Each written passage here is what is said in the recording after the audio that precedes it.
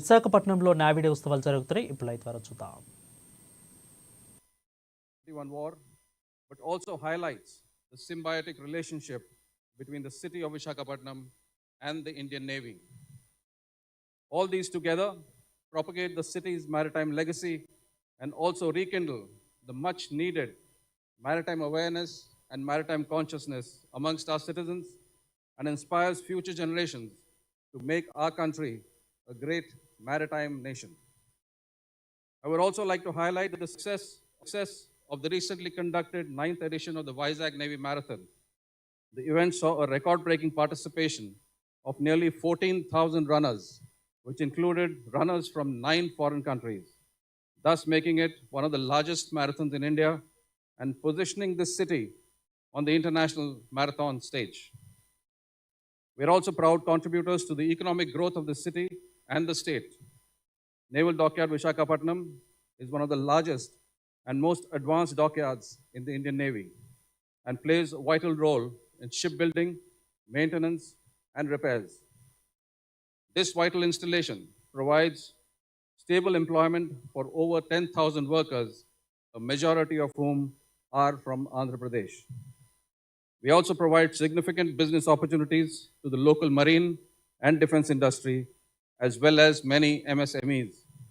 It is our aim to strengthen this relationship as we continue our steadfast march towards Atmanirbharta. Through the conduct of this op-demo, we proudly present our Navy to our citizens. I sincerely hope that all of you have enjoyed this experience and you would depart with admiration and pride for what your Indian Navy has become over the years. It is also the day that we gratefully thank the state and the city administration, especially the district collector of Visakhapatnam, the police commissioner of Visakhapatnam, the commissioner GVMC, and commissioner VMRDA for all the assistance that we have received over the past year. Your continued support has been instrumental in our shared successes, and I'm confident that together we will build a stronger and a more secure future for Visakhapatnam and India. As I conclude, I would like to once again express a heartfelt gratitude to the Honorable Chief Minister, Sri Nara Chandrababu Naidu, for his invaluable support and leadership and for his presence here this evening. I also convey my sincere thanks to the people of Andhra Pradesh and particularly to the people of the city of Visakhapatnam for their continued support and collaboration. I would like to assure you that we will spare no effort in ensuring that the Indian Navy is prepared to take on any challenge that comes its way, and we will remain a combat-ready, credible, cohesive, and future-ready force, ready to tackle all maritime challenges anytime, anywhere. Thank you, Jai Hind, and Shanno Varun, as well as many MSMEs. It is our aim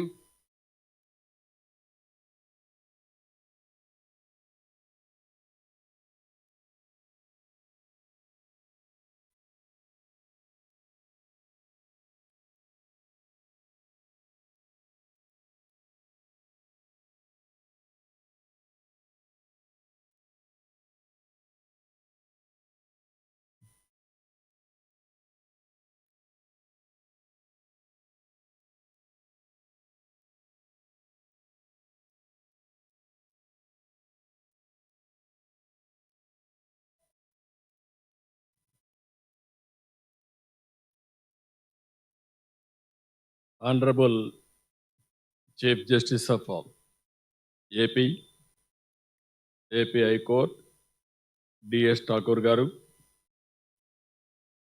Vice Admiral Sri Rajesh Pendarkar Garu, Eastern Naval Command, ముఖ్యమైన అధికారులు, విశాఖపట్నంలో అందరినీ చూస్తున్నాను. ఎన్నోసార్లు వచ్చాను కానీ ఈరోజు మిమ్మల్ని చూస్తూ ఉంటే చాలా ఆనందంగా ఉంది. ఒక పక్క సముద్రపు అలలు, ఇంకొక పక్కన మనం చూస్తే మనం అందరం కూడా మైపరిపించే విధంగా అద్భుత విన్యాసాలని నేవీ దళం అంతా కూడా చూపించారు. వారందరికీ మనస్ఫూర్తిగా నేను అభినందనలు తెలియజేసుకుంటూ, ఇక్కడుండే ప్రతి ఒక్కరు కూడా గట్టిగా మీ యొక్క అభినందనలు తెలియజేయాల్సిన బాధ్యత మనందరి పైన ఉంది.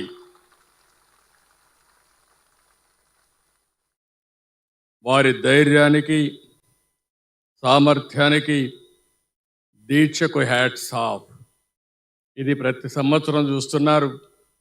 అయితే ఈ సంవత్సరం నేవీ డే ఒరిస్సాలో చేసిన తర్వాత వైస్ అడ్మిరల్ గారు కాదు విశాఖపట్నంలో కూడా మళ్ళీ చేయాలని ప్రత్యేకంగా జనవరి 4వ తారీఖున పెట్టుకుని ఈరోజు ఒక బ్రహ్మాండమైన ఈవెంట్ క్రియేట్ చేశారు. వారిని మనందరి విశాఖపట్నం ప్రజలందరి తరపున పేరున అందరి తరపున వారిని అభినందిస్తున్నానని చెప్పి కూడా నేను మీకు తెలియజేసుకుంటున్నాను. ఈరోజు మనం అందరం ఒక్కసారి ఆలోచిస్తే భారతదేశ సముద్ర సరిహద్దుల రక్షణ కోసం 1947లో విశాఖపట్నంలో నేవల్ స్థావరానికి పునాది పడింది.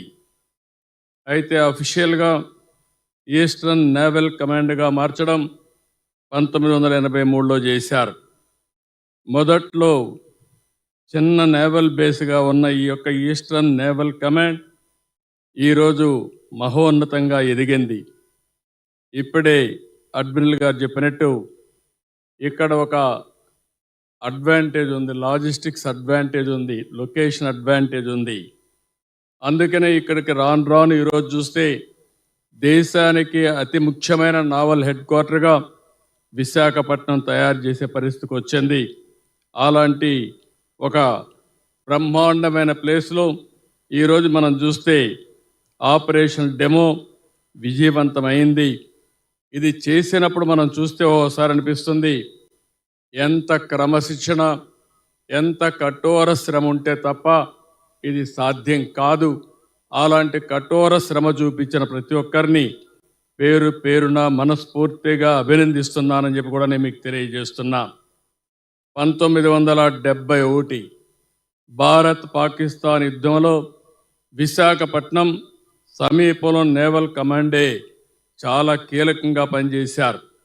ఆ రోజు పాకిస్తాన్ సబ్మెరైన్ గాజీని ధ్వంసం చేసింది మన విశాఖపట్నం ఈస్టర్న్ నేవల్ కమాండ్ చేశారు. అందువల్లనే ఆ రోజు యుద్ధంలో మనం విజయం సాధించాం. అది చరిత్రలో మిగిలిపోయే సంఘటన అని చెప్పి కూడా నేను మీకు తెలియజేస్తున్నా.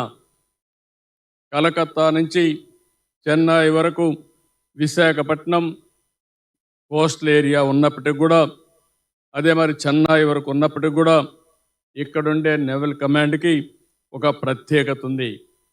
ఇప్పుడే ఒక మాట చెప్పారు ఉద్దులో, నేను ఆ రోజు చూశాను. 10 రోజులు ఇక్కడే ఉన్నా. 10 రోజుల్లో నేవీ చూపించిన చొరవ నా జీవితంలో ఎప్పుడూ మర్చిపోలేను. అందుకే ఈరోజు విశాఖపట్నాన్ని మనం ఒకసారి చూస్తే ఉదూదు కంటే ముందు, ఉదూ తర్వాతని మనం కంపేర్ చేసుకునే పరిస్థితి వస్తుంది. అలాంటి ఈరోజు దేశ రక్షణకే కాదు, ఏదైనా విపత్తు వస్తే ఏ విధంగా కాపాడతారో ఇప్పుడే డెమాన్స్ట్రేషన్లో కూడా చూపించారు.